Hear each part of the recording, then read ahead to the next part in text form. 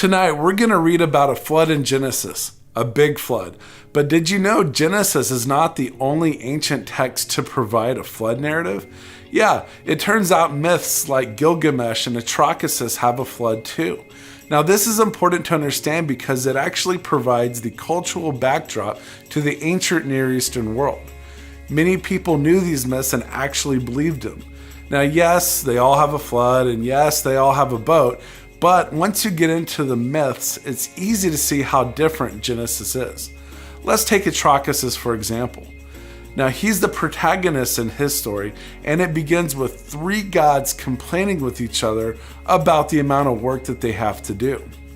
The god Enlil comes up with the idea of giving farm labor to the rebel gods, but the god Enki comes up with the idea of creating humans to do the work.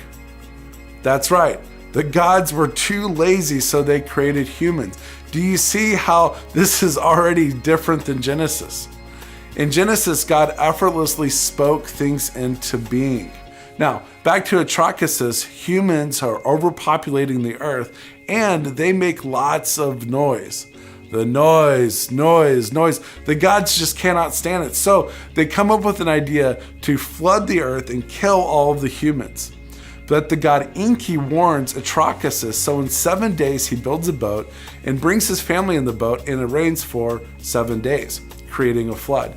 In Genesis, God created the flood because of humanity's wickedness, not because of the noise. And after all, the ark is about salvation and recreation.